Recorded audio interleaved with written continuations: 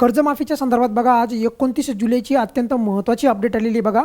आणि ही अपडेट स्वतः राज्याचे कृषी मंत्री आणि त्यानंतर सहकार आयुक्तांनी पण यावर स्पष्टीकरण दिलेलं आहे.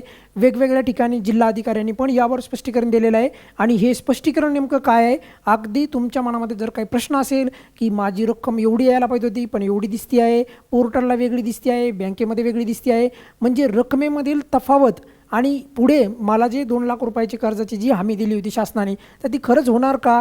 आणि आता सध्या बघा, तुमच्या मनामध्ये जर का असा प्रश्न येत असेल की नेमकं काय होणार, का मला फसवलं आहे का, तर वगैरे वगैरे जे काही प्रश्न आहेत, तर सर्व प्रश्नांची उत्तरे अगदी कमी वेळेमध्ये आणि स्पष्ट तुम्हाला देणार आहे. सर्वात महत्त्वाचं म्हणजे बघा, रकमेमध्ये जर तफावत असेल तर मी तुम्हाला परत सांगतो आहे, काहीही काळजी करू नका. आता तुम्ही म्हणाल की ही मग अशा कशाला केलं अगोदरच शासनाने, तर ही आहे हेअरकट पॉलिसी. तर त्या पॉलिसीची अंमलबजावणी काही बँकांनी केली नाही. आणि आता तुम्हाला 29 जुलैची आणखी एक महत्त्वाची अपडेट सांगतो. आज जे आहे राज्य सरकार बँकांची पण बैठक घेणार आहे आणि त्यांना स्पष्ट निर्देश देणार आहे या संदर्भात की हेअरकट पॉलिसीचं जे काही अवलंब करायचं आहे, तर त्या संदर्भात ते निर्देश देणार आहे. आणि त्यानंतर जो काही प्रश्न आहे आपला, तो म्हणजे काय की रकमेमधली तफावत. म्हणजे समजा समजा तुमचं कर्ज आहे समजा 1 लाख रुपये आणि पोर्टलला गेल्याच्या नंतर दिसते तुम्हाला फक्त 50,000 रुपये, उदाहरणासाठी सांगतो आहे. तर ही असं कशामुळे घडतं आहे, काही शेतकऱ्यांना मात्र कमी दिसते. म्हणजे एका शेतकऱ्याचं 50,000च 1 लाखच कर्ज आहे, परंतु त्यांना दिसतं आहे तिथे समजा तुम्हाला 50 दिसत असेल तर त्या शेतकऱ्याला दिसते 75. मग असं कसं काय व्हायलं आहे, तर याचं उत्तर आहे हेअरकट.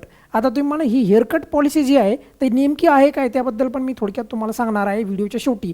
पण सर्वात महत्त्वाची गोष्ट म्हणजे स्वतः आज राज्याचे कृषी मंत्री दत्तात्रय भरणे साहेब यांनी पण सांगितलं आहे की अशी तफावत असेल तर काळजी करू नका. जिल्हाधिकारी पण सांगतायत, काल सहकार आयुक्तांनी पण सांगितलं, त्यामुळे कोणीही चिंता करायची गरज नाही. काल दीपक तावरे साहेबांनी पण सांगितलं की ही तफावत असेल तर जर तुमचं कर्ज, मी परत सांगतो आहे, 2 लाखाच्या आत असेल तर तुम्हाला कोणी कितीही तुमच्या मनामध्ये संभ्रम करीत असेल निर्माण, तर 2 लाखाच्या आतचं कर्ज असेल तर ते माफ होणार आहे, चाहे पोर्टलला कोणत्याही प्रकारची रक्कम असू द्या. कारण की सध्या बघा, ह्या पॉलिसीमुळे खरं तर हे सरकारने अगोदरच करायला पाहिजे होतं बरं का. आणि ह्या पॉलिसीच्या नावाखाली म्हणजे हेअरकटच्या नावाखाली अशांत कर्जमाफी आणखी पुढे लांबेन ना. तर त्यामुळे शासनाला पण जरा विनंती आहे, जरा तुम्ही व्यवस्थित करा, कारण हे चुकीचं घडतं आहे बघा. कारण हे अगोदरच करायला पाहिजे होतं. आता ते नवीन त्या पोर्टलला मागच्या 1-2 दिवसापासून आपण हा मुद्दा पाहतो आहोत. तर शासनाकडून कर्जमाफीची रक्कम कमी दिसत असेल तरी काळजी करू नका, असं विधान माझं नाही, तर हे विधान स्वतः आज बोललेलं आहे 29 जुलै रोजी कोणी बोललेलं आहे, तर कृषी मंत्र्यांनी आज हे विधान केलेलं आहे. आणि आज मी जसं सांगितलं तुम्हाला की आज बँकांची पण बैठक होणार आहे हेअरकट पॉलिसीच्या संदर्भात. तर बघा, शासनाकडून सांगितलं आहे कर्जमाफीची रक्कम जर कमी दिसत असेल तर काळजी करू नका, गफलत किंवा गैरसमज कोणी करू नये, असं स्वतः कृषी मंत्र्यांनी आज आवाहन केलेलं आहे. 2 लाखापेक्षा कमी कर्ज असेल तर कर्जमाफी होणारच आहे, त्यामुळे कोणी चिंता करायची गरज नाही. आता राहिला मुद्दा, तुम्ही म्हणाल की सर आमच्याकडनं काही चुकलं आहे का, तुमच्याकडनं काही चुकलेलं नाही. हे जे चूक झालेली आहे ती म्हणजे हेअरकट पॉलिसीमुळे. आणि खरं तर माझ्या मते शासनाची पण ही एक प्रकारची चूकच आहे, हे अगोदरच करायला पाहिजे होतं. याच्यामुळे काय होईल, कर्जमाफी ही पुढे पुढे जाईल आणि ही बाब शासनाच्या अगोदर लक्षात यायला नाही पाहिजे का, यायला पाहिजे ना. तर त्यामुळे आता ही लवकर पटकन यावर जे आहे डिसिजन घ्यायला पाहिजे. आणि हेअरकट पॉलिसी म्हणजे काय, थोडक्यात NPA जे आहे, नॉन परफॉर्मिंग ॲसेट जे आहे, तर हे NPA जे आहे, तर NPA समजा तुमचं कर्ज आहे समजा उदाहरणासाठी, तर तुमचं अकाउंट NPA कधी झालेलं आहे तर हे तुम्हाला बऱ्यापैकी माहीत असेल. मग जितकं जुनं अकाउंट, म्हणजे बघा तुम्हाला मी स्पष्ट सांगतो बघा, हेअरकट पॉलिसी काय मी तुम्हाला थोडक्यात सांगतो बघा.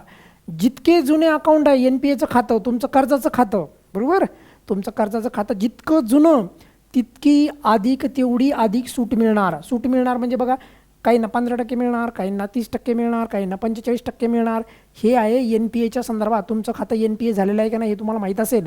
आणि जितकं जुनं NPA असेल खातं तुमचं, जितकं जुनं NPA झालेलं असेल तितकी अधिक सूट मिळणार. यालाच म्हणतात हेअरकट पॉलिसी. आता मी अधिक सविस्तर या पॉलिसीवर पण तुम्हाला एखादा व्हिडिओ जर हवा असेल तर मी एकदम तारीख वाईज, म्हणजे कोणत्या तारखेनुसार किती पैसे मिळू शकतात किंवा किती सूट मिळू शकते या संदर्भात पण सविस्तर व्हिडिओ देईल. जर तुम्हाला तसा व्हिडिओ हवा असला तर कमेंट्समध्ये सांगा.